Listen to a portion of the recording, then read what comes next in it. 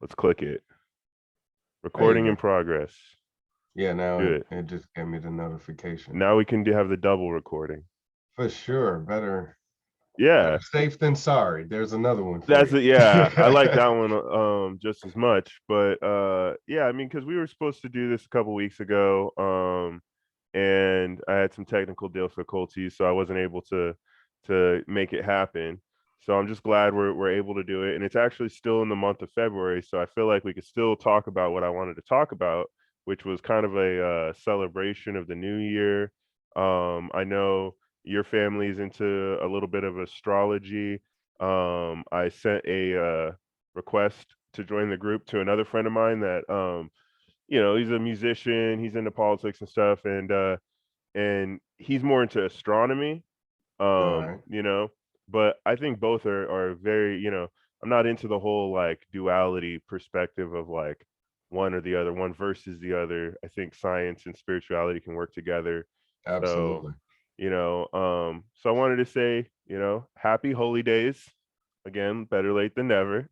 Right. So, because like we had Christmas and all that, but like what is that? Winter solstice celebrations with the whole lights and the tree and the coming together, staying warm, being all Mhm. merry through the cold times. That's a winter solstice thing that's been practiced around the world, you know, by Yeah. Then native you had peoples on every continent, right? So yeah, for you got the thousands New of Year's years, celebration as well. And huh? the New Year's celebration and the Chinese New Year, the lunar year. Yep, yep, You also had the 22222 portal yep, celebration, yep, for yep, new beginnings. So yeah, lots yep. of good things to celebrate. That's why, yeah, that's why I say happy holy days because it's like Merry Christmas and Happy New Year. But again, with the New Year thing, it's kind of like the Christmas thing where you have all these holidays and they're kind of spread out over the whole season. Because really, Right. if you're celebrating the Christian, I was raised Christian, got these dreads right here that were, my Same here. Nazarene oath type shit. My dad's Jamaican. We were raised Rastafarian, so all hail the King of Word. Kings. But so we celebrate Christ's birthday, but it wasn't his birthday in spring anyways. So it's kind of like um just like the New Year thing where we have the calendar, Western New Year in January, but then a month later we have the lunar New Year, the actual astronomical New Year, 12 Right. months, 12 lunar months. So so we're celebrating all of that, right? It's a big winter celebration, better late than never. So actually I wanted you to introduce yourself a little bit. And on that note of the dreads and whatnot, I know you had dreads at one point. Um, and I hear you used to be a musician as well. And Yeah, yeah. as a fellow musician that got into politics, we probably got into politics in a similar way, honestly. Like I was a Green Party guy. I like turned 18 and was like all about cannabis and hemp and medicine, plant medicine, and was like, I saw the corruption in government, and started listening to some Alex Jones, started listening to some Ron Paul, ended up Hmm. part Hmm. of the whole Tea Party movement before the Occupy movement, and just been fighting, the establishment corruption since I became an adult. And I know that you probably were inspired by Ron Paul a little bit, and so tell us a little bit about your background, whether it's your personal stuff with your hair, whether it's your music, or your political inspiration. Let's introduce you to this crowd because I don't know who's watching right now, but I'm gonna be posting this later. So All right, cool, cool. Well, whenever people see it, they'll be educated about everything that we're going to be speaking of. So we appreciate them jumping in to the time capsule, and yep. enjoying whenever they may. But yeah, I think we kind of had the same coming too when it comes to like political involvement, because once I turned 18, longtime Democrat, voter, and had voted for Gore in the Bush election, and felt sided by the political establishment, because of course everybody felt like the election was stolen. each and every election, that seems to be the argument. And then I was Yeah. on the Obama bandwagon until he disappointed me a month into his presidency. You know, he campaigned on wanting to get Wall Street out of politics and end the wars, you know, the war on terror with our troops over in Afghanistan, end the war on drugs, you know, everything that you would think a progressive Democrat would represent.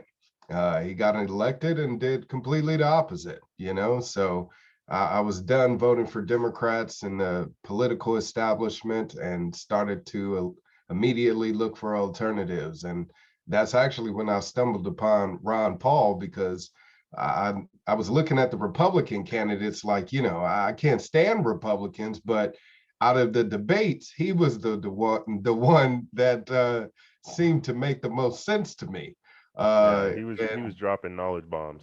oh yeah, for sure. So I was all about Dr. Ron Paul at that point and campaigned for him, did some canvassing for his 2020 or 2012 presidential campaign.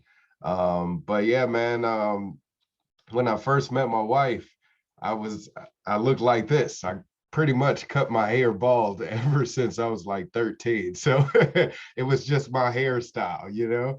Wow. And when I met her, she was like, "Hey, have you ever grown out your hair?"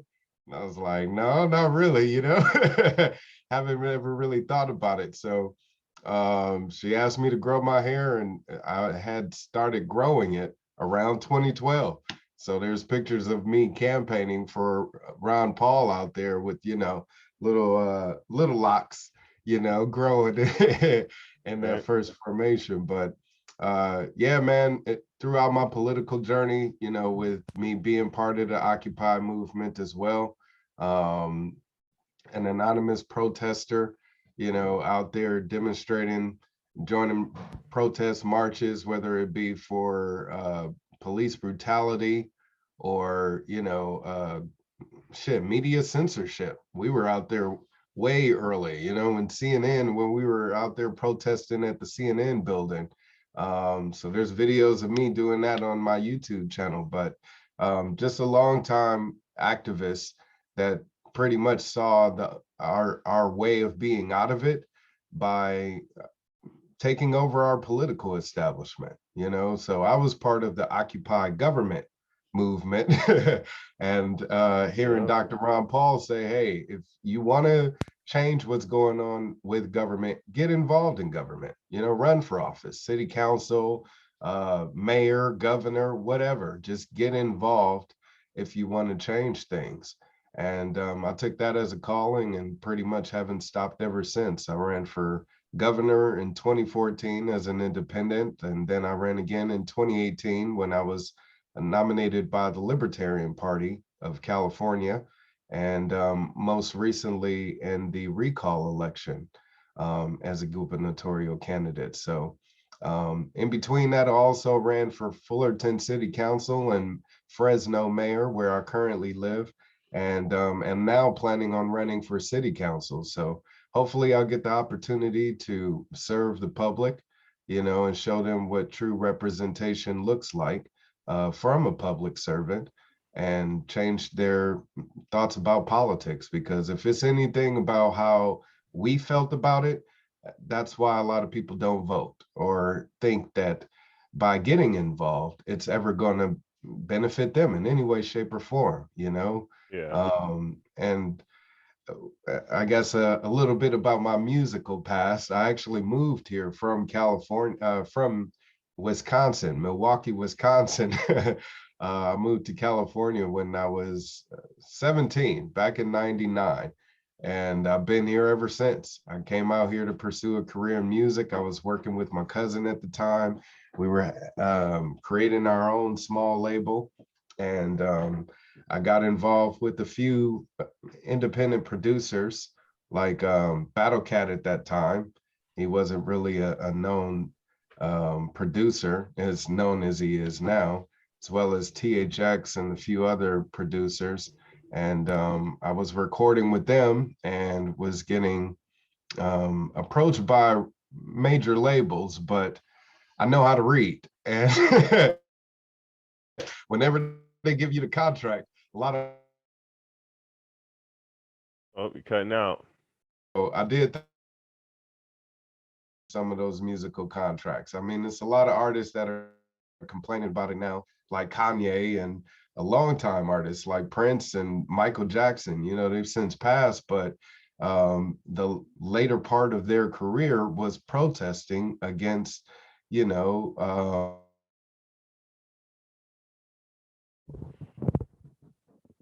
Hello.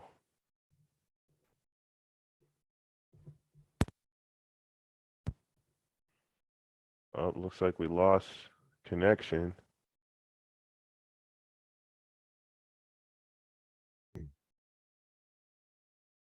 I lost you there. Can you hear me now? I can't hear you though. Oh, how There about you now? go. There you go. All right. Yeah. Sorry, that was my internet. I'm out here in the boonies, so sometimes the internet just cuts out on me. Um, but yeah, you were talking about record labels and stuff. I remember when I was playing in a band, and my friend's uncle, or what our guitarist and singer's uncle sent us a contract from out of state. He manages bands like as a hobby. He's like a big CEO type guy in some other industries, and he sent us this contract, and we had to read it, edit it, send it back 2 or 3 times. Luckily it was family, and we came to an agreement. He ended up sending us a couple grand or a few grand to record at a All really right. legit studio. It was really cool or whatever. But we just pressed 100 copies and sold them all, and moved on. Like the contract was like, if you make a certain amount of money, then we're like, well, we're not gonna make a certain amount of money, so like we're And there just you gonna go. make You're music. out of the.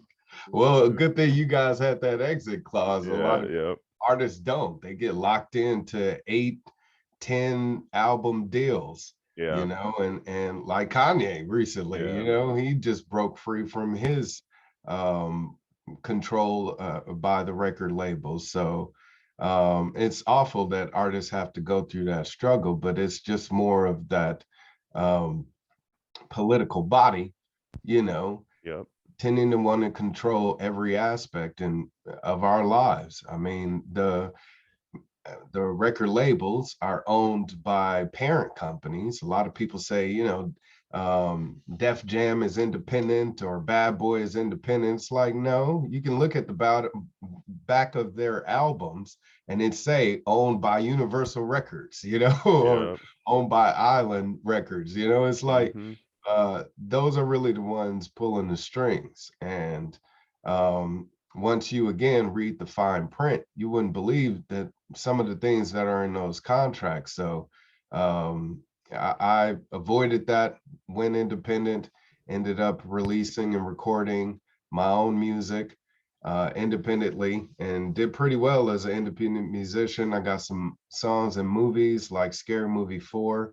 I got my music on music streaming platforms early before, it blew up, like Pandora and Spotify and iTunes and all of that stuff. So one of the first few artists that had music on those streaming platforms, and um, was able to again carry that underground success into what I'm doing now, which is basically just using music as a way to connect with people politically. So I consider myself more of a raptivist.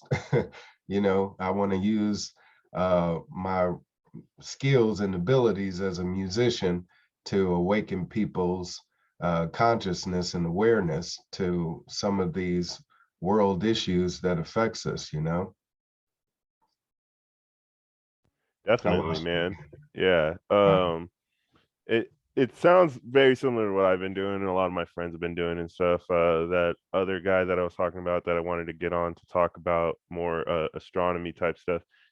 He's pretty much doing that same thing as an indie artist, and I feel like that's kind of what we have to do. We have to kind of sidestep the mainstream media and all these middlemen and control factors that the establishment puts into place to limit our power as Right, right. individuals. So like it's awesome. I'm actually probably gonna watch Scary Movie 4 now All right. Be like, you're like, Yeah. hold up, Wildstar got a song in Scary Movie 4. Let me Yeah. go check that shit out real quick. I got friends that are in like, do indie films and stuff, and um, like they'll be like starring in some indie film, and like it'll get on Netflix, and I'll be like, oh shit, I better go support, like All right on. go check that shit out. So, Please do. Well, yeah, you know how yeah, they do parodies of different movies and stuff. There's a yeah, skit where they make fun of Hustle and Flow, and my music is playing in the background of that skit. So it's on Hulu. Check it out if you got yeah. I'm gonna Hulu. check that out. So, Thank you. so what else I was gonna ask about actually was because you mentioned the election fraud thing, and I wonder what your current perspective is on what's going on with the whole um situation right now with the January 6th and like Trump's lawsuits that were actually, as far as I understand, more about voter fraud. Like he was going after like specific like saying that like people who voted weren't supposed to vote type of thing. Um, Hmm. I think that's kind of a classic example of like, it's like with the climate change thing or anything else where it's like, oh, you better, sort your recycling. It's like ignoring the bigger systemic Exactly. problems where it's like, how are Yeah. voters frauding the system and not the system vote Right. frauding voters? Like how are you going to be going after voter fraud? And then when all the courts say, oh, there's no voter fraud, that's supposed to make us feel like, okay, these elections are legit. Like, no, you Yeah. didn't check the election fraud. We have court cases where the Green Party beat the one in court over election fraud in 2009 in Ohio. Exactly. When we Yeah. have documentaries about Dominion and shit, and like these, the whole Bernie Sanders things that happened in the Right. primaries with shadow apps and stuff, apps that are literally called shadow and tied to establishment candidates, and then they're just like, Or so again, how about the blackout of voters during the Gore yeah, election? You know, there was a big exactly, scandal about how some of the southern states were shutting down polling stations to prevent Black people from being able to vote in that election. I mean, like I said, time and time again, it's always a scandal and a complaint when it comes to our elections. And it should have been resolved a long time ago. Then maybe we could have, avoided a situation like January 6th. But if anything, that was just an example of how pissed off people really are about the corruption in our governmental body. They're untrustworthy, they're unreliable, and until they actually are able to be held accountable for their actions, then we're going to continue to be powerless. And the people on January 6th were just expressing that frustration. If anything, I think if it's awful that they didn't have any direction, and the person that kind of rallied or put together that rallying cry for them, Donald Trump, didn't have any direction with it either. yeah, So it just it looked like this chaotic, um, you know, demonstration pretty yeah. much, If and it anything, wasn't it if it anything, it wasn't reminded me peaceful of like like, they try to make it seem and try to blame the left for doing. yeah, You know, yeah. I mean, it really, honestly, reminded me of like a honeypot trap. Like when you talk about like Donald Trump leading the protesters or directing them, because mm, like the things he was saying really were like borderline like misleading. And I feel like that's kind of been his MO the whole time. Is like when he first started running, I noticed right away he was like, it was almost like a Ron Paul copycat. But I'm like, hold up, look at his background, look at where his money's coming from, look at his past history and everything, and do I trust that he's actually going to do these things, unlike no, when Ron Paul was saying those things. and exactly. and so he like, and then other than the January 6th thing, there's all these other lawsuits coming at like people like Matt Gaetz and other supposed allies, Alex Jones and stuff. And it's like these people have been fighting for freedom for like oath keepers, for Mm-hmm. over a decade, Exactly. and if not longer. And now just because Trump came in and said all the right things and got some of our team on board with his train, those guys who got on board with his train, now they're getting thrown under the bus.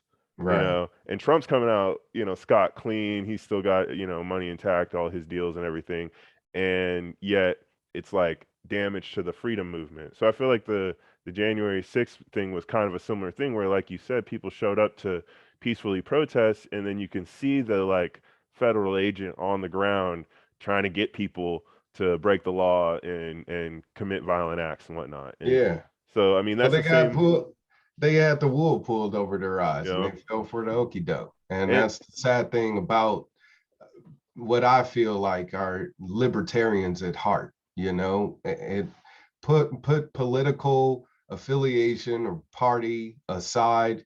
When you're out there fighting for the cause of liberty, you are in a sense a libertarian. yeah, It's just like if you were a vegetarian, yeah, or humanitarian. The yeah, tarian part comes in, it means that you're out there being active at whatever it is that comes before that. And if you are advancing liberty, then you are a libertarian. yeah, So it's sad that the libertarians got led astray because, like you said, I met Oath Keepers back in 2014, man. And I thought they were pretty cool people. yeah. And they were out there fighting for Second Amendment rights. Hey, Yeah. I'm all for that. They were You know what I'm defending the saying? Occupy protesters back when I was protesting with Occupy in 2012 and whatnot. They'd come out and stand the line between the protesters and the police officers. Right, right. And that's not the story that the media wants to tell people. Exactly. They want to keep us divided and not realizing that, like, the, trucker freedom convoy is fighting the same corrupt establishment of government that the natives are fighting on the other side of that country. Right. Whether it's East Coast, West Coast, we're fighting the same federal government. And really, Exactly. when you look at that country, when you look at Russia, people in Russia protesting against their, imperialist war machine, and you look at what's going on in this country and every other country, it's like really you have a class of billionaires hiding behind corporate shields, bribing public officials in every country or most countries, and it's all proxy wars.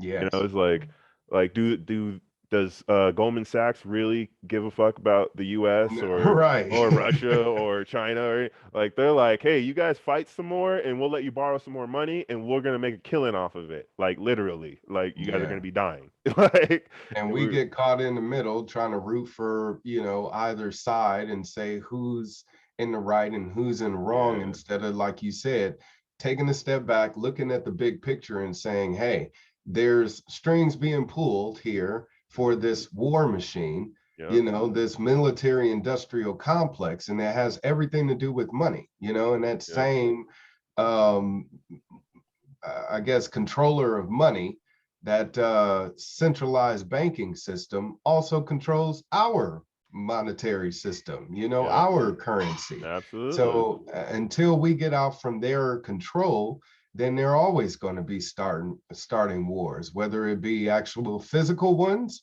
or monetary ones, because yeah, we're in a monetary war right now between them wanting to control Bitcoin now, or cryptocurrencies in general, hmm, because it is that decentralized economical system. And, we don't need them in order to have it operate. We just need absolutely. each other and start using it, really. That's the But case. Yeah, that's the case with almost any tool. It seems like, you know, uh, intelligent workers just come up with great ideas sometimes. They invent things, they innovate. These inventions to get off the ground, they have to be funded by someone or something, some institution. And when these institutions don't work for us, then all of a sudden that tool doesn't work for us right. anymore. And so, like, it's all these great inventors throughout time and shit. It's not like those guys are the billionaires. It's not like Bill Gates is a great coder or something. Like it's not like he's a doctor or anything. Like he's Or a that philanthropist, I Donald guess. Trump is a great businessman. I Right? mean, No, I can exactly. borrow $1 billion. That doesn't make me a great businessman. If Right? anything, I that could lose shows a I'm hundred an million. awful one. What's that? I said I could lose 100 million. That's no problem Exactly. for me. Like, And that's all he's done. I mean, right? really, when it comes to success, he's been successfully broke, Yep. and has successfully used that fiat currency. Yeah, he's a scam artist. And so, I think it's interesting how people feel like, what are we gonna do? How, like, what is voting gonna do? Um, and I just feel like you gotta attack your problems head on.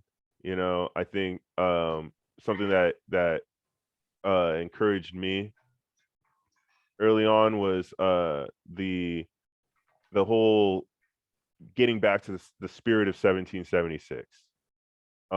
Because when you talk about becoming independent from these institutions. Lost you again, my man. Oh, okay, hold up one second. I can hear you now. Yep, I'm back.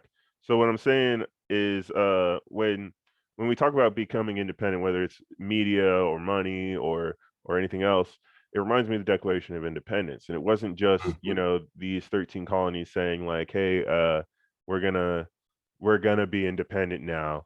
No, it was them declaring that we are independent now. We had Right. people talk about the Sons of Liberty, but they don't talk about the Daughters of Liberty, who really created a independent economy here in the 13 colonies. When they started making their own clothes, they started growing their own food and medicine stuff. They were like, screw your monopolies and your Exactly. prohibitions. We're gonna grow our own shit. We're gonna make our own shit, and we don't need your imports. And once you achieve that, because a lot of people can't even think about, they don't have time to think about and research and do all the things that are kind of under the surface when it comes to political action. you know um a lot of people just want to be led by leaders, but when the leaders are corrupt, that's why we promote a decentralized approach. But to have a decentralized approach, it's like Jefferson said back in the day, is you have to have an educated populace for Right. democracy to work. So people have to educate themselves, they have to empower themselves. And it's hard to do that when you're, on a treadmill 9 to 5, struggling to survive and, provide for your family and all that. So Exactly. I feel for these people, and I feel like it's a interconnected struggle. Like, we have to become economically independent to become politically sovereign. And to become economically independent, we have to change our social structures, like people, like our moral value systems. I got into the whole zeitgeist thing, and and I really think that's a big part of it. I feel like, just like our corporations can start off, like Walmart can start off being like, "Oh, buy America," and it's all cool and all that, and then the next generation, they screw it up. A Hmm. lot of these companies and a lot of these governments, like our own government, started off fine and they last so long, it's unnatural. What else in nature is immortal? So these never dying corporations, these never dying governments, it reminds me of these churches that become corrupt. And it talks about this in Revelations and in the New Testament, from Christian proverbs and whatnot. They all talk about like how the churches will be corrupt and whatnot. And this is the writings of supposed followers of Christ back in the actual day of Christ, and they were all in prison and shit, and they're all being tortured, and they're just like writing down, this is what I experienced and this is what I'm seeing. And I don't know, I might be having some visions of the future if I was, in solitary confinement like they got Julian Assange right now. Hmm. Uh, being a truth teller and whatnot. So I feel like a lot of these churches are corrupt. I think in the conservative movements, we can recognize that a lot of these, like media, franchise media, and schools even being taken over by the corrupt government, a lot of that becomes corrupt. And then, that's controlling the narrative, that's controlling the minds and the emotions of the masses.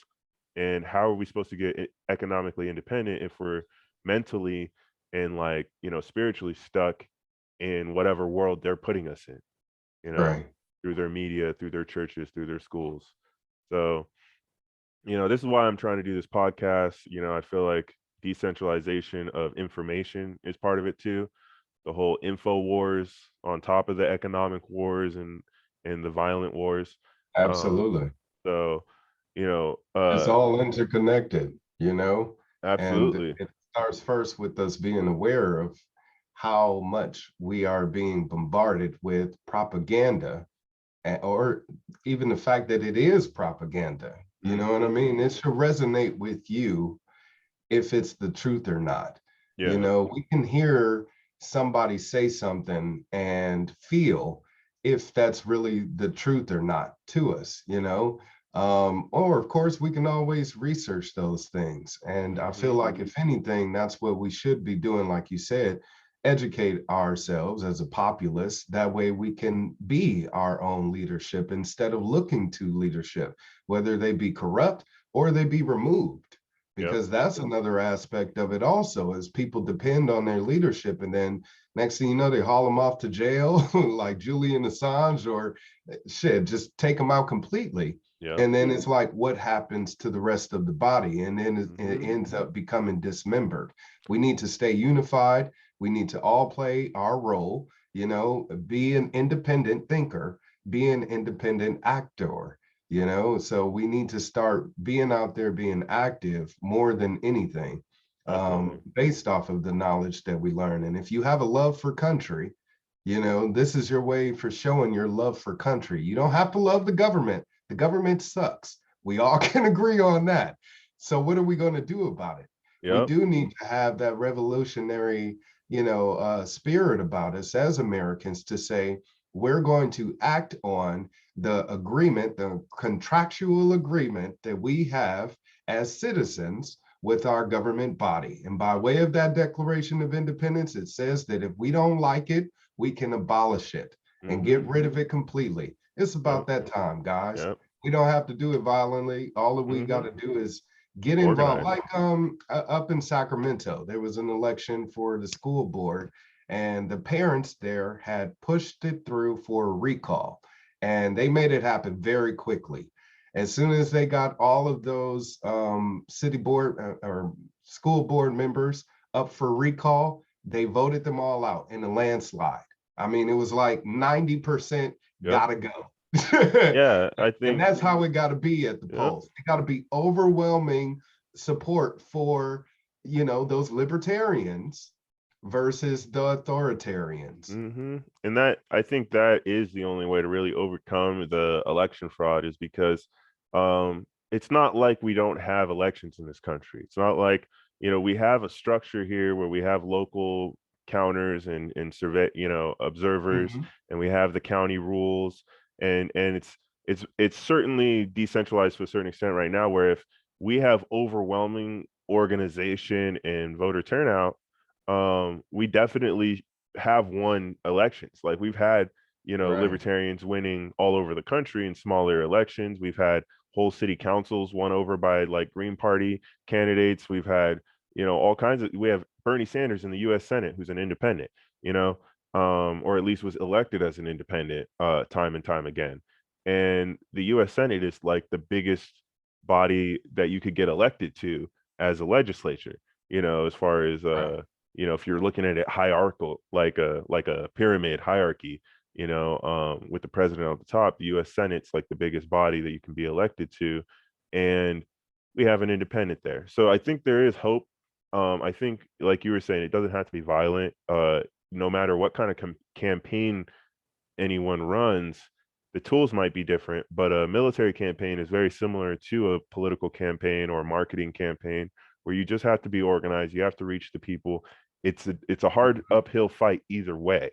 It's not like you pick up guns and all of a sudden this fight is easier. It's not like you don't need organization when you're fighting like the greatest military on the planet. Right. That's just as hard as a fight as the fight that you're talking about at the ballot box.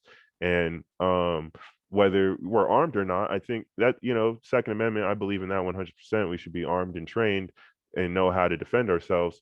Um, but without organization, without, an active democracy, even that, being armed is not as powerful as when you are organized and you have that active democracy. Now being armed is multiplied, exponentially.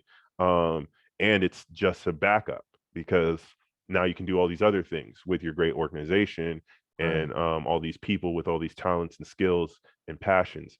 And I agree, like people should look up, do your own research. But I also think people should follow their heart. I think it doesn't have to be a either or. Again, with the binary duality thought process, why not, be led by your heart to research what you love, and I think that's a much more human approach. I think a lot of the culture that we're consuming nowadays isn't even human, or it doesn't even seem natural or native to any, culture on any continent. When you look at like the native Europeans, the Gaelic peoples, the Germanic peoples, the Romans and the Greeks, even you look at Asian native cultures, African native cultures, American native cultures, none of it resembles what we're living in right now. And I'm Yeah. like, where the hell is this shit coming from? And I know I've seen you out there with the Guy Fawkes mask, like I know you've been active in there. And I love that, remember the 5th of November. I think November is a powerful month. It's one of my favorite months, even though most people's favorite months is their birthday. I'm like, I like November. I like February. I like these times of change, you Right, know. right.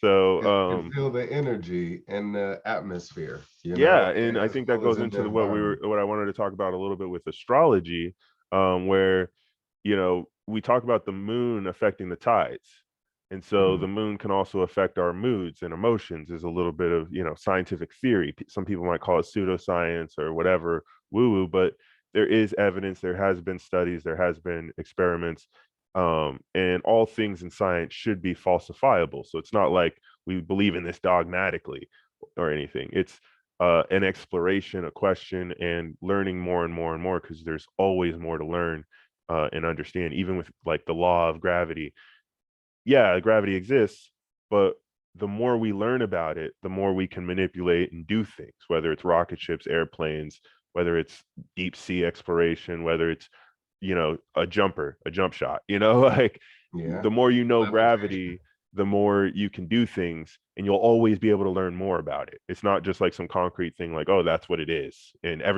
we all know, science isn't concrete like that. Everything's falsifiable. So when I look at, studies and research that talks about the moon affecting our moods and stuff, I think that, yeah, that's probable. They talk about how our body's mostly water, just like the planet.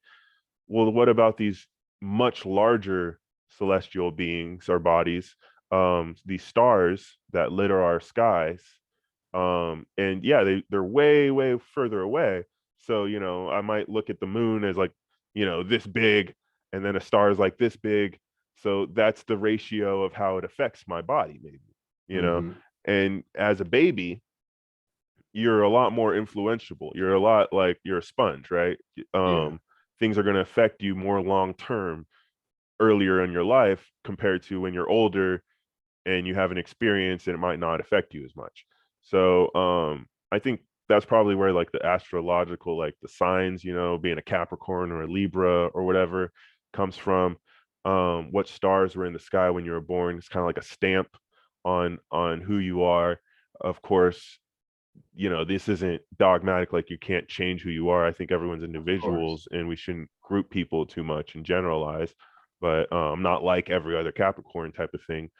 But I think it does influence us, and the stars in the sky, um, you know, like when we're in different seasons, like when we talk about the winter solstice, spring equinox, this is because of the tilt of the planet and how far we are from the sun, and the sun is huge compared to all those other stars or the moon or anything.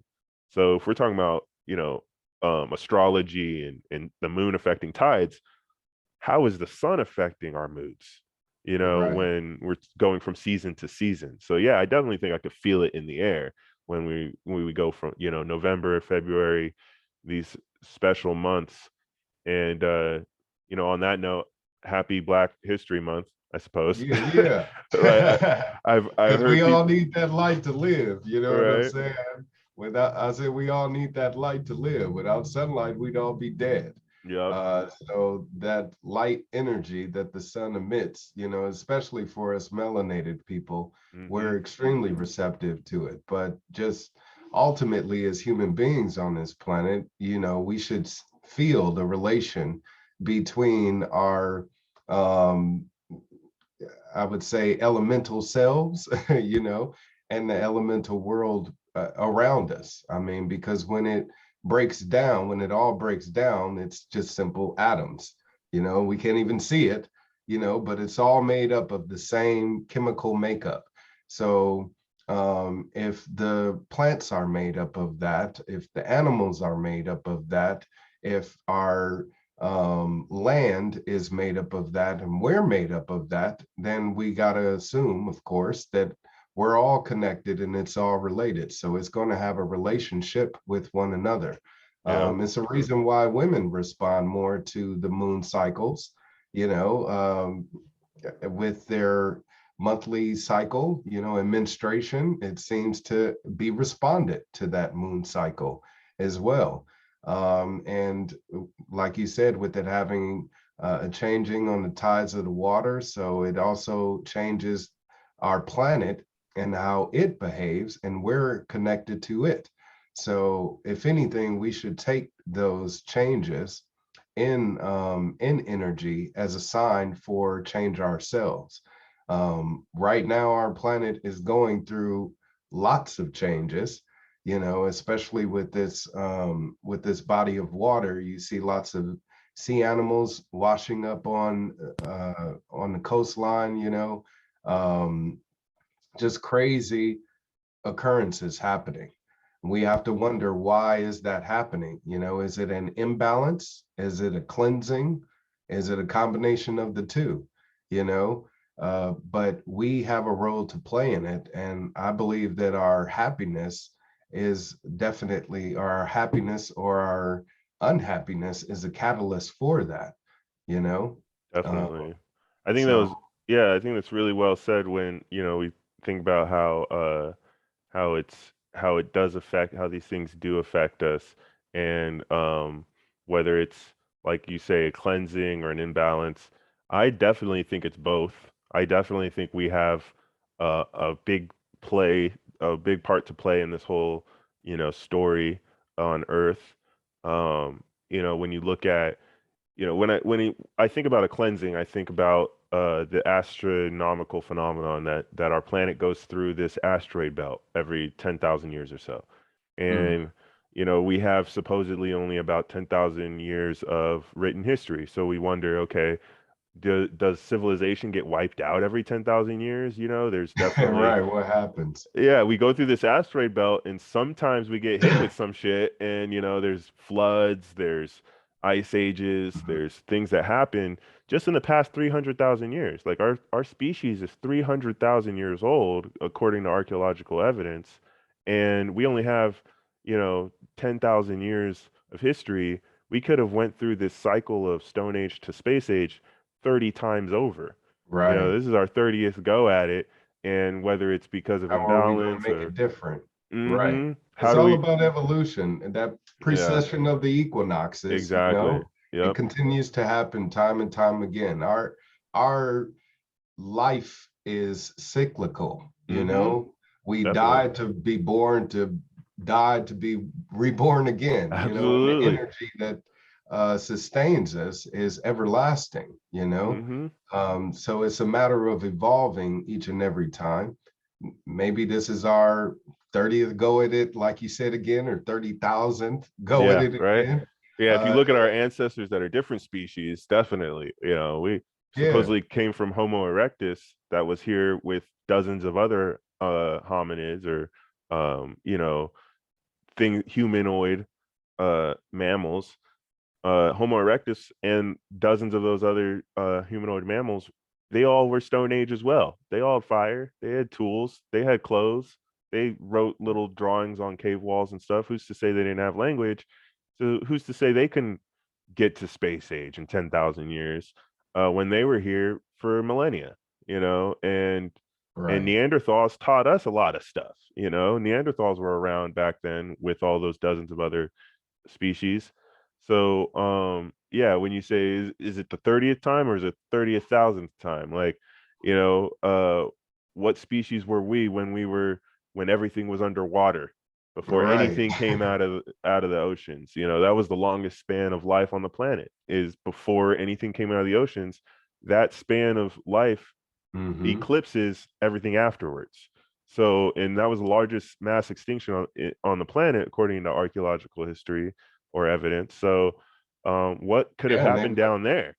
They've discovered underwater cities Yep. also, just most recently, there's Mm-hmm. been discoveries over in Egypt where they found battery cases Yep. in the middle of pyramids. Yep. So if you know anything about electricity and how it works, all you need to do is electrify the sand, and Mm-hmm. now everybody is able to have light. So Yeah. there's even hieroglyphs where there's people walking around carrying torches, and they assumed it was fire when now they're concluding it's a possibility they were carrying around light posts, Yep. like a Tesla Yep. type of energy generator, Yeah, and more evidence towards that is the sand that's turned to glass throughout that Right. region in northeastern Africa as well. Um, and again, like being raised Rastafarian and being taught the like I wasn't taught like a lot of Christians going to these, churches out here where it's I feel like it's very manipulated. Just the King James version of the Bible alone is like, what did King James change? Like I'm not a big fan of monarchs, but Yeah, this you have to educate people. The King James version of the Bible is the King James version yeah. of the Bible. Let me It's a let me just God read the telling you. let me read the Jefferson version because that's a little Right. bit better. Like so yeah, I think what people forget though is that Islam, Israel, Christianity, these things come from the Hebrew religions, Mhm. the native practices of Northeast Africans, these nomadic tribes that lived in and around Egypt that were enslaved at a certain point and then escaped slavery and ended up colonizing, Western Asia. And that's a whole nother, humanitarian issue is like, hold up, you guys just went over to Western Asia and killed off a Yeah. bunch of so-called giants and geniuses, started your own nation. No wonder you guys got colonized by the Roman Empire and crucified your own king, because you had a puppet on the throne at the moment. Supposedly Christ was a descendant of King David, and that was the real political beef there. Um, so I was raised learning about Haile Selassie, the emperor of Ethiopia, how he was um, this African king that went around the world and collected all these Christian relics, and all the other monarchs bent the knee Right. and had to acknowledge the fact that he was the King of Kings because they were all Christian and he's a descendant of King David, the first since Christ supposedly. So, this is all historical stuff that they don't teach you, in schools Right. or in church, and it's interesting to me. I think there's a couple other things I wanted to say about it, but it refers back to the question about the dreads. Is you were saying how your wife was like, "Oh, you should grow your hair out." Do you have any like spiritual or anything, even just like hygiene wise, just like you any thoughts or feelings about that? Because for me, like I go back to the Nazarene oath and Samson and Christ and that old Hebrew practices, native African practices. Yeah. Um, where you just, you were just like, hey, this is the easiest way to do it. I don't want to comb it, brush it, or anything like that. Or did you look into the spiritual or anything like that? I know there's other spiritual reasons to grow it that are not Christian, So No, it had for me. It was more so just a hairstyle choice at the time, nice. Yeah. But believe it or not, it just grew that way, Yeah. I mean, I Yeah, think most people's hair just grows that way, when you yeah. think about like any, Especially as melanated people, yeah, it naturally ends up growing that way. I yeah, mean, when our hair grows, it's kinky, and if you, I guess, tend to style it a certain way, because really what I did was just wash it with the towel. yep. And every time that I did that, it just ended up turning into knots, and it Hmm. grew longer and longer. And then, my hair was about as long as yours before I Yep. ended up cutting it. But Yeah. I think it's the yeah, difference between brushing your hair and putting a hat on. It's right, like right. because you're talking about like, the melanation. I think that could be a factor. I definitely think, lighter hair is thinner. I know that there's plenty of natives to the continent of Europe, whether there's the dark haired people of Southern Europe, or whether it's like red-haired people of Western Europe. Um, but yeah, and then there's like the blondes that have like really thin hair, and it's like, is that gonna turn into dreads? And like supposedly Right. there, some Vikings had dreads and stuff, and maybe that's because they braided it and like wore hats and helmets and stuff, and it got kinky and matted down. Um, but yeah, if you're not wearing hats and you're not keeping it warm, you're not drying it and cleaning it and stuff, and you're just letting it hang, and you got straight hair, it's probably not going to dread up, like if it's just hanging. But yeah, for Right. me, it's been something like kind of opposite as you, where I've had dreads my whole life. I remember being 5 years old and like telling my parents like I want to cut my hair because someone asked if I was a boy or a girl. And that was the first time I cut my hair when I was 5. But I would always grow it back out, and then like a few years later I'd cut it. Ironically, I think I had short hair in 2012 as well. um yeah, it was like I cut it all off in 2012. Like, go to my See a Instagram. rebirth. Yeah, right. Yeah. It's the rebirth, right? We are all like, is this the end of the world? I don't know, but let me just cut my hair off, you know, do Right. something, ritualistic on that level. So And you know what's crazy is when I did have my locks, I did get approached all the time by people who just assumed I was Rastafarian or that I smoked weed. You know, there was all types of assumptions that came with just having your hair like that. And I think if anything, it was eye-opening for me as a Black person to actually have that type of hairstyle and see what the reception is by the public. You know, yeah, I was running for office at that time as a candidate, and you wouldn't believe how much prejudice I received from people just because of my hairstyle. You know, them yeah. saying, "Oh, well, you need to cut that off in order to get elected," or, and believe it or not, a lot of the criticism came from other Black people. Yep. You know what I'm saying? Hmm. Yeah, Because it's for them, their perception was if you're going to invade the white people's space, you got to look like them, you got to sound like them, uh-huh. you know, you got to Yep. act like them. Fuck Hmm. that, man. Yeah. Pardon That's me, I what don't know that's what the that yeah, of the that's the censorship here, but yeah, man, forget all that. I'm going to be me regardless, and yep. I got an opportunity to do so just with that campaign and shatter a lot of those stereotypes and narratives because here I am in that space looking like that, speaking intelligently, you know, providing them with different ideas that they never heard before. And they were receptive of me. Yep. So I actually enjoyed having my hair that way and may again someday. You know, my wife, she's pressured me too. She's like, Nice. come on, let it Awesome. grow, you know? So Yeah. it just may come back. Yeah, I mean, there's all those studies about, boosting the sensitivity thing, like when you were talking about the moons affecting women more. I think some women don't have that cycle, whether they're too young or too old, or whether it's a medical thing or whatever. And some women, are biological women. Like, I do believe in that spectrum of gender, just because people aren't their bodies, they're spirits within the body.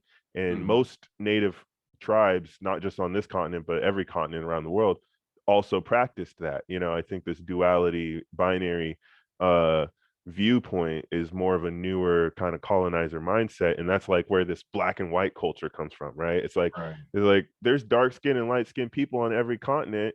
Where does black and white culture come from? Well, it comes Exactly. from the culture of colonizers. It comes from the culture of, I'm it doesn't even matter what skin color you are. It's, I'm white, I'm good, I'm the light, I'm above Right. you, you're black, you're dark, you're bad, you're below me. And Yep. that type of dynamic is how colonizers have conquered, right? That's the mindset of genocide. And I think that's where, people within the black community will be like, oh no, you have to look like them to invade, that because you're still thinking invade, you're still Right. thinking us versus them, Right. and you're not building bridges. And so but I feel for those people, because it's just like, the Roman Empire and the Egyptian Empire, the Chinese Empire. Like, you got to remember that Chinese bodies are built into the China Wall. those were slaves that when they died working, they were thrown into the wall as stones and mortar and just kept building on it. It saved supplies. That's what's going on here in the US right now. That's what happened in every empire. You conquer your own people first before Right. you use those people as slaves and as soldiers to go and conquer other people. And Right. so, I'm not like, oh, down with the Europeans, necessarily. And I know you're not on that level either. Because No, because nor do I feel like I have to be just to be Afrocentric. You know what yeah, I mean? For the people that do have that closed mindset, um, I have to argue against them to say, look, you're not going to pigeonhole me with telling me how it looks or how I have to behave just to be pro-black. You yeah. know, it's No, yeah, and I'm not, because that's the thing is like, yeah, I believe Black Lives Matter. I believe all lives matter, and I think that saying Black Lives Matter is important because of where we're at right now, because of the political situation right now. I think the Black Lives Matter statement is more important than the All Lives Matter statement, just because of the context. But at the same time, it's hard for me to say I'm pro-black because really I'm against that binary perspective of black versus white. I'm pro mhm, native. I'm pro indigenous. I right, love right. African culture. I love European culture. I love Asian culture. I love American culture, but I'm not really into the colonizer shit, right? I'm not into the empires that the Roman Empire that crushed the Gaelic people who used to occupy land from Spain to Turkey. You know, they named the Gaelic people Celtic, as a derogatory term, just like they named the Germanic people German as a Mhm, derogatory term. Those aren't those native tribes' actual names, you know. And when we look at European culture, I feel like we shouldn't only look at Rome, just like when we look at Asian culture, we don't just look at China. When we look at African culture, we don't just look at Egypt, you know. There's native cultures that existed before these empires on every continent. And I would say I'm pro African all day long, but saying I'm pro black, it's kind of hard for me when I'm like, isn't that just the result of reformation of the South? Isn't that mhm, just the result of hundreds of years of slavery? Isn't right, that, right. like, why am I pro that culture? That's the same as being pro white to me, like I'm not cool with either of those motherfuckers. Like get back to your roots, guys. Like there's a native culture here you could practice, or you could get back to the native practices of Africa, and those are awesome and amazing and should be And even promoted. even that in itself takes a mind shift change, and that's Absolutely. another uphill battle. You know, That's it's what we're like we doing got here. one after another just lined up in front of us, and it's like we can only do so much in a Yeah. lifetime. Well, You know, I think that's why there's 8 billion of us, right? So that diversity and the sheer numbers of it means that we each do our part and we'll come out of this okay, you know? right? But enough of us are manipulated by, whoever is manipulating us. Like it's hard for anyone to put the finger on it, right? Like who are these billionaires? Where do they come from? Is there someone shadowy behind the billionaires even? Rothschilds, Rockefellers, Right? you know, Those guys, like yeah. so enough of us 8 billion being controlled and manipulated and doing the bidding of those guys, and we lose this fight, right? And I recognize that those people that are doing the bidding of the Rothschilds, those aren't my enemy. The Rothschilds are my enemy. Those people who are Hmm. doing the bidding of the Rothschilds, they need to be doing shit for themselves. Like Right, it's not right. even like work for me. Work for yourselves, man. Find your own roots, find your own passion, find your own knowledge, and bring something to the table because we need all 8 billion of you, you know, to win this uphill battle. Like you said, there's obstacle after obstacle after obstacle. And right now, just through this conversation, I feel like we're fighting that battle of re-educating or realigning our spirituality because that's the first step. And Exactly. once we can see things differently, then we can start acting differently, and that'll start relating monetarily. Because really, money is just a tool to count our exchanges and our actual real resources. And so Hmm. once we actually start exchanging our real resources differently and producing our real resources differently, because we see the world differently, the numbers, the money will reflect that, and then the Right. politics comes last. But it's a strange way to look at it too, because it's all happening at the same time. We can't really put politics on the back burner and be like, we're not ready for that fight Right. yet. people are dying. Like, we have to That's what I think. stand up for that shit right now. Bitcoin plays a role in that, a central Yeah. role in that, Mm-hmm. because it takes that power, that monetary power away from those centralized families or distributors or Yeah. providers, and puts it into the hands of we the people, and now we can start trading with each other using a different currency, Yep. and now we can start funding different programs and different public services with an independent currency without, again, having to depend on the powers that be. Because if we take away all of their authority, assumed authority, and act as our own authority, as sovereign beings, as we're supposed to be, then we'll truly be reflective of the American country that our nation's founders had in mind, and all of the ancestors that fought for that idea as well. Absolutely. So we can't give up now. Like you said, it's kind of all interconnected. So when we see that political revolution happen and get involved, when we see that monetary revolution happening, get involved. When we see that cultural revolution happening, get involved. You don't have to co-sign for Black Lives Matter, but if you're out there saying, I understand the message and it's about police reform because it is affecting this community in a fashion to where it has been systemic time and Mm-hmm. time again. It's been proven. We need to do something about it. It not only affects them, but if it does affect them, it affects us all. Absolutely. And so if those people that do have that all lives matter mindset would widen their view to see the inclusion of police brutality and abuses of authority that does also couple them in, then maybe they would start sidelining with Black Lives Matter in their call to action, you Yeah. know? I think it's ironic how, like you say, like, widen the view when, a lot of them would just see that at face value and go, well, isn't all lives wider than just Black lives? And I would say, you were right by saying widen the view because it's a priority change. It's Right, seeing the context and being like, yeah, of course all lives matter, but right now we got to deal with this first, right now, right. and it's a priority shift. And I think it's just like, the war in Ukraine type of thing. Like, do we save that for next week, or is that happening right now? Do those lives matter right now, or is it just all lives matter? We just go about our business like Yep, nothing's happening over there.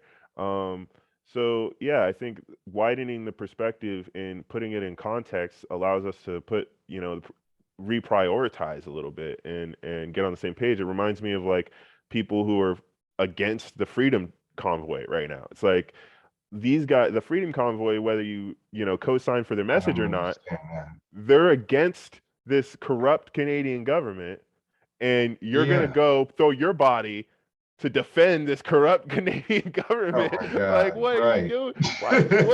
What is that about? Like, I mean, we're all against the same people. And so it's like, you were saying about the cycles, and like when we were talking about social, economic, and political change, and they're like gears to me. They're like gears in a clock that all kind of like Right. they turn on each other, and they're all interrelated, even though they're, it's that word that we use in activism sometimes, intersectionality, right? Mm-hmm. It's where we all have our independent goals, and I may not be someone who's like for Medicare for all. I'm not a Medicare for all. I'm not out there fighting for Medicare for all. But when that issue comes around, and I can see that system compared to our current system is better, I'm gonna be like, all right, homie, I'm on your side, right? I'm for reform. I'm for change.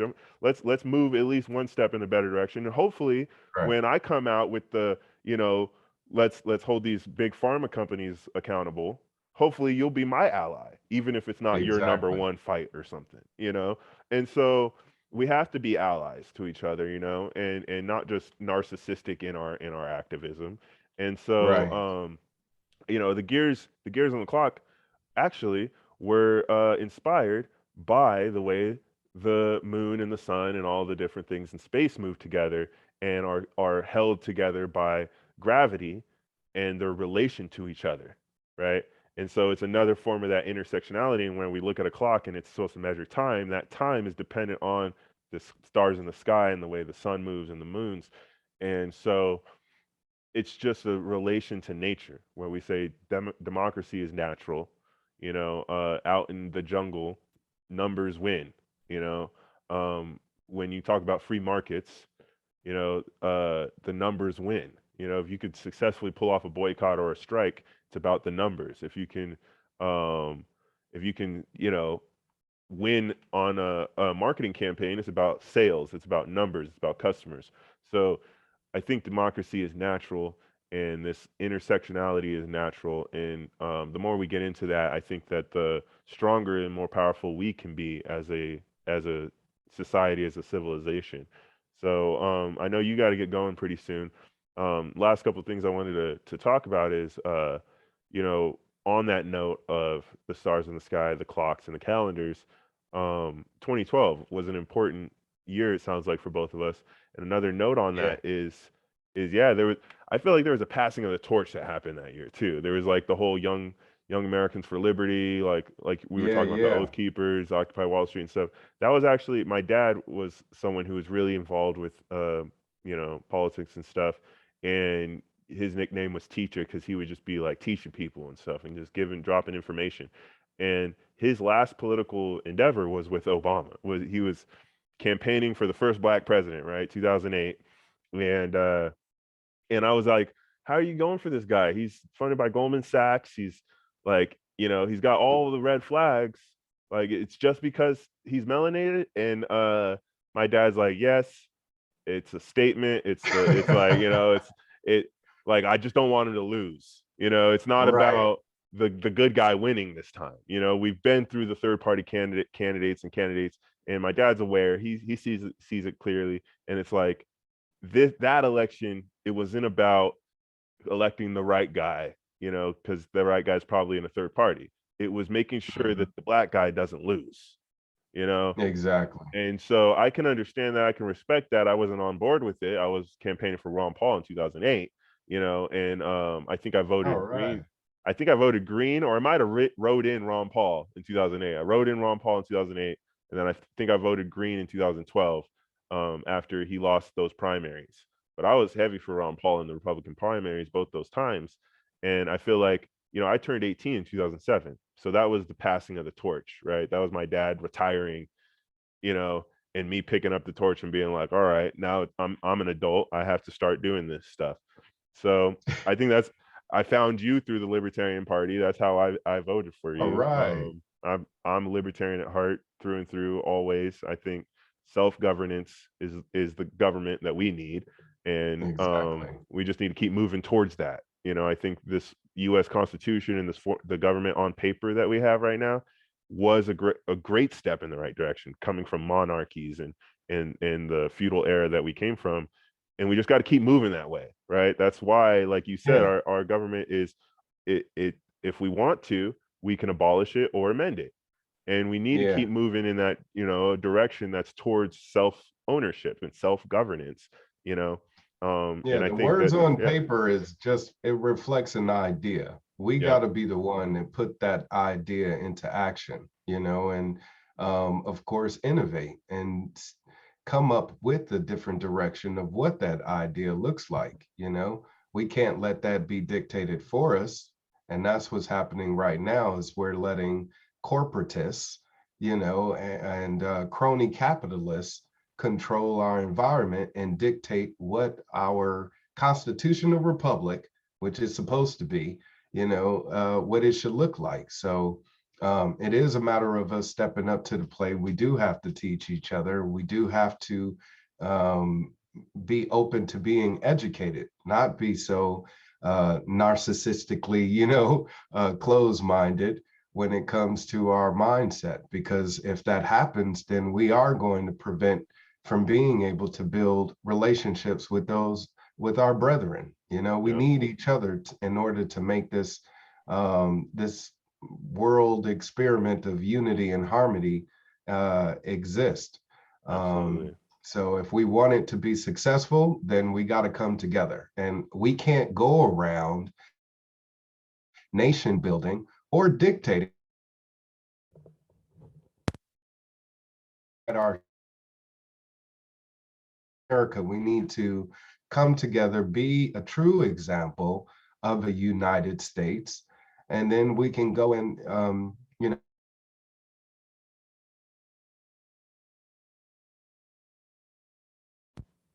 Oh man, I lost you for a second. My internet's doing the thing.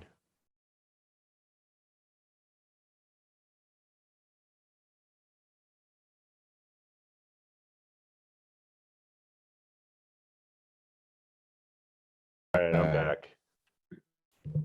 back Got with you. me. Said you faded to black there and dipped off into the multiverse. Yeah, I had some supervillains to take care of. So I'm back now. Luckily time travel works that way, even though I was gone for hours. No, but Right.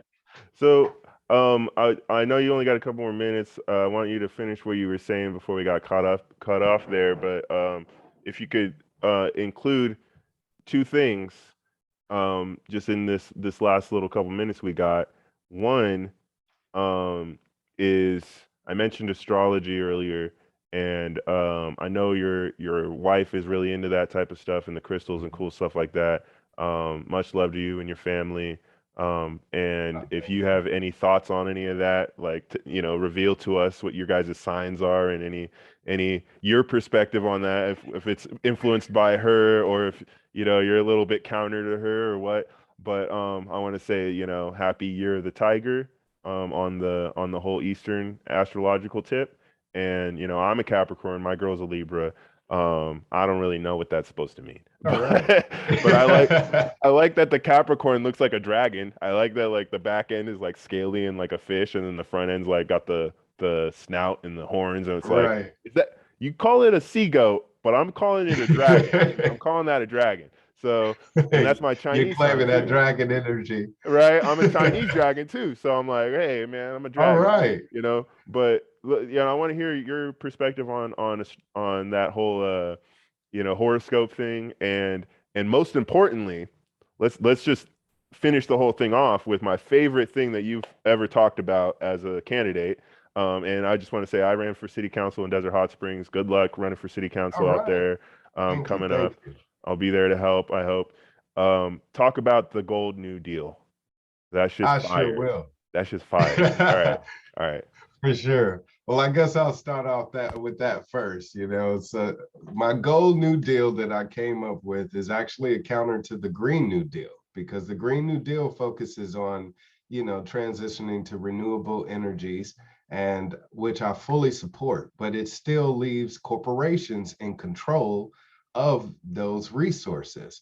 I want we, the people, to be in control of those resources, whether it be our water, our air, our power, which we all need to live. It's essential for us, in order to exist. We need to have water, we need to have air, and we need to have power, or else we'd be back in the dark ages. So with my Gold New Deal, I would like to transition to renewable energy, but I would like to have those energy facilities be owned by the people. That way they reap the benefits of that power company, and the payments for that would go directly to people by way of rebates for your taxes being used to establish such. Out here in California, we have SoCal Edison and PG&E, both are government subsidiaries, so they receive extra funding from taxpayers already. So why not just take it over, since they're corrupt and no longer worthy of being in charge of those vital resources. So by doing so, we'd also be able to provide energy to everyone in the state without having to pay a dime for it, because we're in control of our own power supply. And with any extra power, we can sell that off to any other states or counties, that choose not to participate in the program, or some of these larger businesses that need more electric in order to operate, So it would be a way for the people of California to invest in their own power company and receive generational wealth from that, you know, for the rest of time, and also, like I said, get free power, and also water. That's another resource, vital resource as well. So I would like to create atmospheric water generators along our coastline. These are literally machines that can create water out of thin air. And they've been used over in Flint, Michigan during the Flint, Michigan water crisis, as well as other countries where they've have hurricanes that maybe poisoned the water or made it undrinkable. So if we had those AWGs along our coastline or in some of the higher elevation areas in our mountain regions, then we again would be able to create clean drinking water at no cost, which I definitely think we could benefit from tremendously, with us suffering from droughts in the state and farmers losing crops due to the lack of water supply. And that's another thing I want to address by creating more sustainable farming units using what they're called 151 farms, where you basically have fish generating the fuel, and that would create the plants to be able to grow. So it's a recyclable system. As long as you're taking care of the fish will create, the fuel for the plants to then grow. Sounds like Earth. What's that? Yeah, exactly. You take care Yeah, of the planet and it takes care of you. What? exactly. Yeah, and we need more community gardens too. Of course, when it comes to our food supply, we shouldn't have to be begging just to have the basics, fruits and vegetables, which grow out in California all day long. But for some reason, we don't have access to it. So if we came together as a community, took some of these empty lots, old ran down buildings that can be transitioned into geological farms, renewable farms, sustainable farming buildings, then now everybody would have access to those foods without having to pay for it. All you got to do is put in the work, and it would create jobs as well. And now we have another market and industry that we can create off of it as well. So I also feel like our transportation needs to be modernized.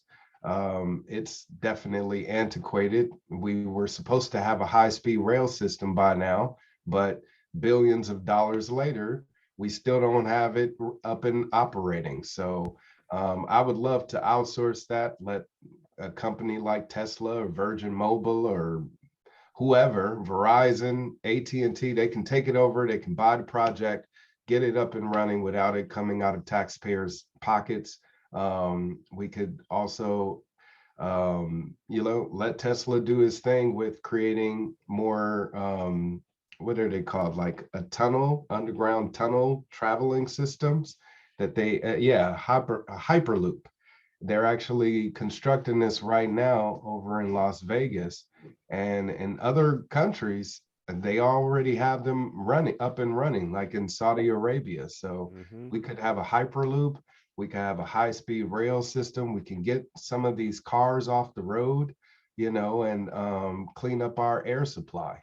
And of course, with more actual hemp farming, we could do that.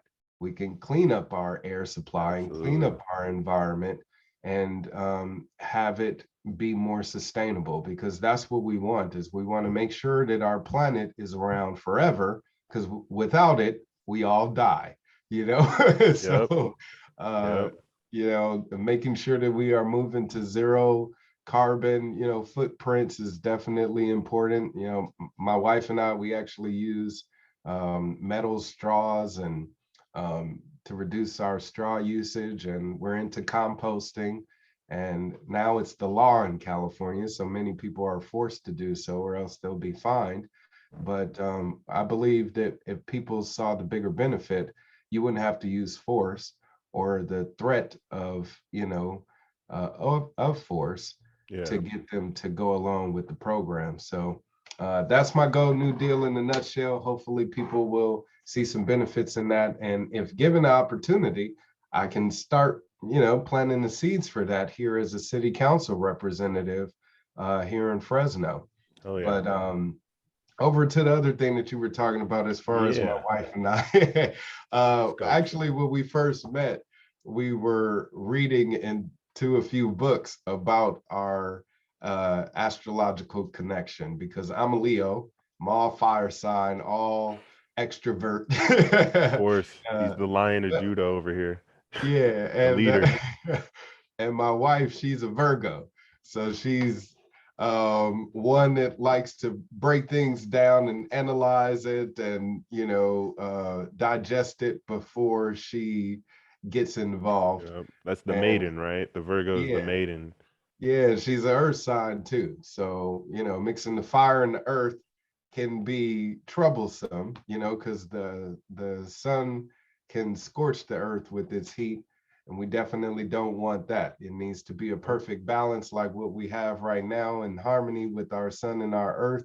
And I think if anything, that's what we've been able to establish since we've been together for over 10 years. We just Nice. celebrated our 10-year wedding anniversary.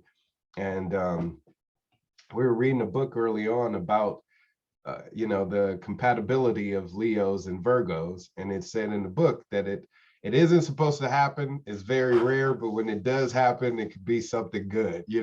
Oh man. So that's what I Wow. think about astrological signs. Is as much as you may read your horoscope or may read certain attributes about your astrological sign, it doesn't have to pertain to you 100%.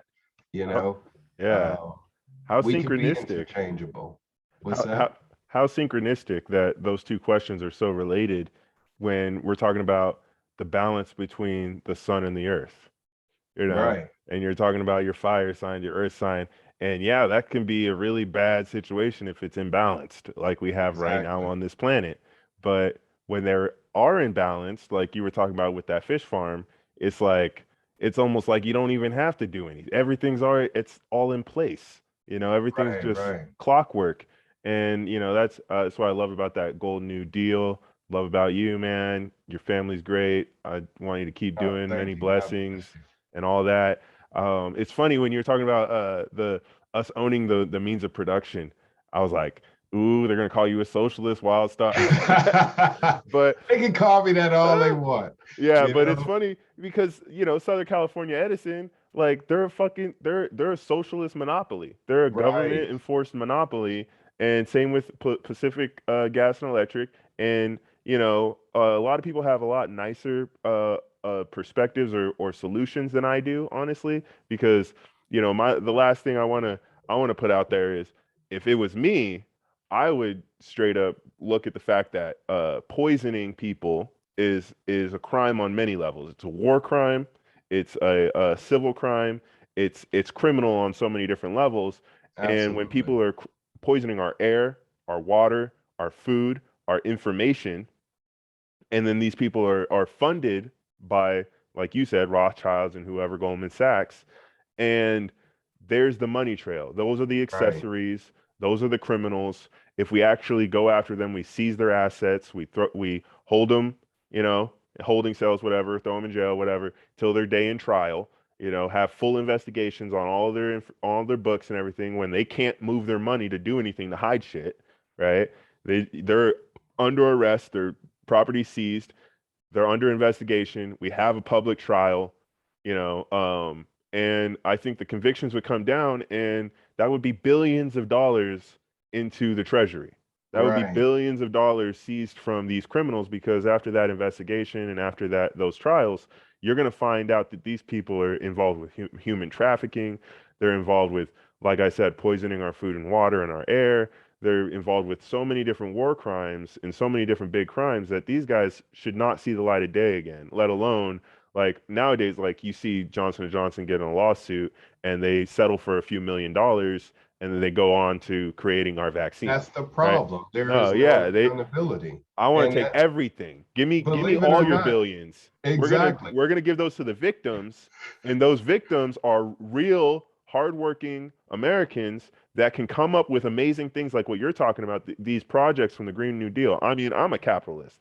I don't really like the government running shit. So I would say put that money into the people's hands, and people like my Right. friend Mitchell, who works for the water district right now here locally. He's really involved with the water thing. He's a great musician. He's a great mind. He's has a son on the way. Let him develop that business here locally of pulling water out of the air. You know, him and a few other people, and let these private. I mean, that's 1 out of 8 billion people that I just mentioned right now. Out of all these people on the planet, we can't, run our own businesses. We can't have, you know, 500 different water desalination Exactly. companies because 500 different energy companies. Why are we exactly forced to because you, just choose one? that's just You 10 in know? each state.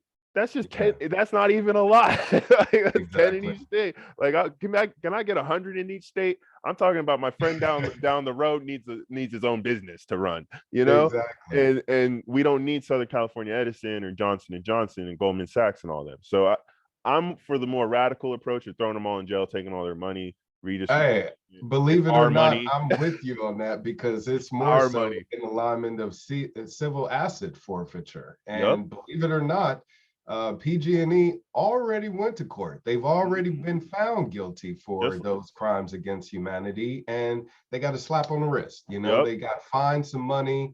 Gavin Newsom, protected them now to where they're untouchable, Yeah. and other legislators as well. But it's awful because they do get found guilty for starting some of these wildfires due to faulty equipment, and it leading to loss of property or loss of life, and nothing happens to them. They don't Yep. go to jail. They don't face any type of criminal charges, and that's the failure of accountability. So Yeah. if we the people are looking at the situation and we're allowing them, the people that let them get off the hook stay in power, like Gavin Newsom, Yep. then we have nobody to blame but Yep. ourselves. And that's the point really is them being empowered is because like I'm all about rehabilitation over incarceration. I think these people, even at the top, even the shadow Rothschild types, like those guys have something wrong with their heads. I'm telling you, they gotta have something wrong with their heads.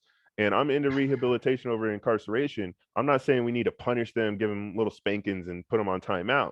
I'm saying we don't let them continue doing what they've been doing. Right, That's the exactly. bottom line, is that you don't let them stay in power. You don't let, like you said, Southern California Edison keep doing what it's doing after they're found guilty. You don't let uh, Chevron keep doing what they're doing after they settle a $9 million thing for killing people. Like you Right. don't let Johnson and Johnson and all these other companies who they all have that record that you're talking about with Southern California Edison.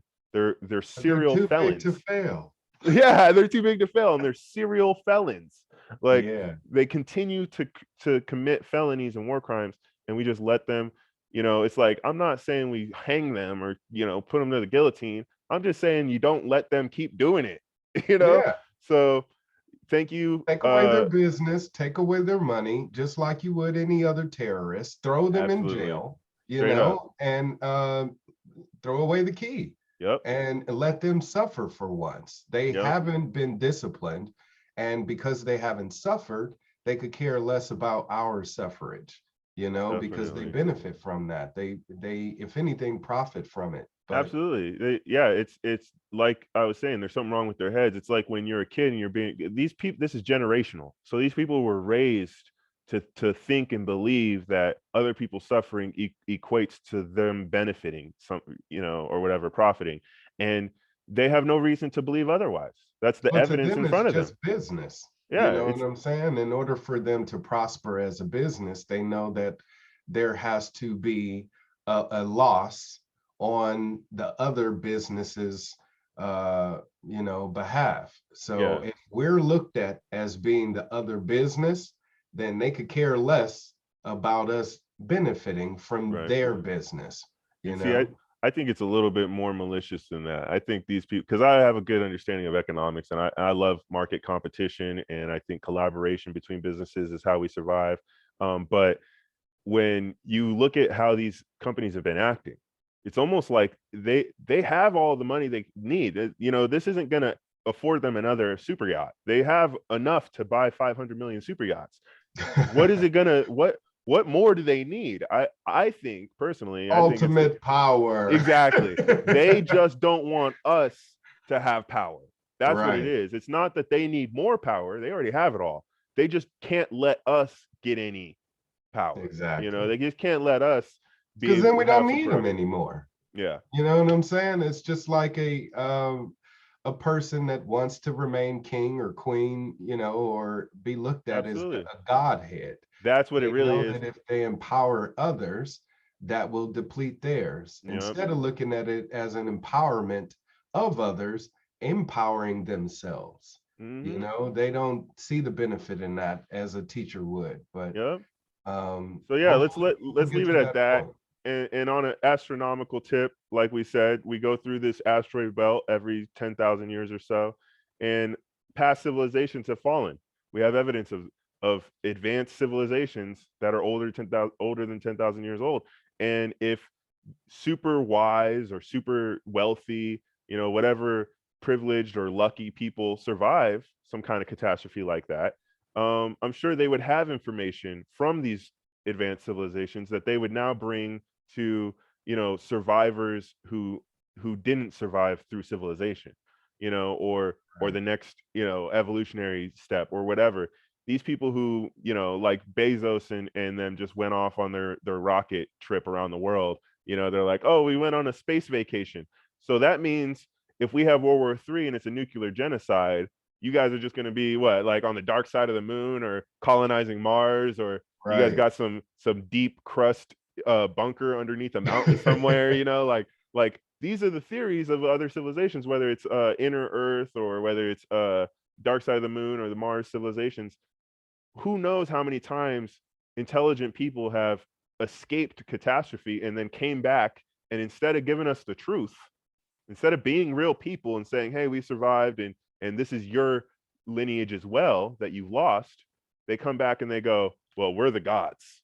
Right. You know, like we have all the information, we developed all of this, like not your ancestors that died in that catastrophe that we decided not to save because we're the billionaires and we went off planet. We're coming back and we're going to give you your great great great grandfather's tech and say we developed it because we're gods, and that's why you Wow. don't understand it. Don't even try to Yeah. understand. It's magic. You know, like, and that's our history. We're a species with amnesia, as people say. So Yeah.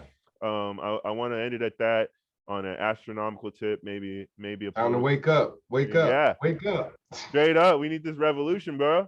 This Yeah, we've been yeah, waiting for it exactly. for a Be while, one in a million. right? The That's revolution what's needs up. you. So good luck to you and your future endeavors. Thank you. Thank you for spending some time waking some people up. I'll see if I can get some of these videos posted online, edited up. Feel free to do anything you want with these videos if you have recordings on your end. Um, this is as much yours as it is mine. So All right. I'll um, definitely be sure to share and spread the word. I appreciate you, man, for sitting down and talking with me, and hope we can do it again soon. We do have some people, some minds to wake up, you know, absolutely, some people to absolutely. get energized. So I believe we'll be able to do it together. Thanks. Thank you, and you have a great day, bro. You too. Also, peace.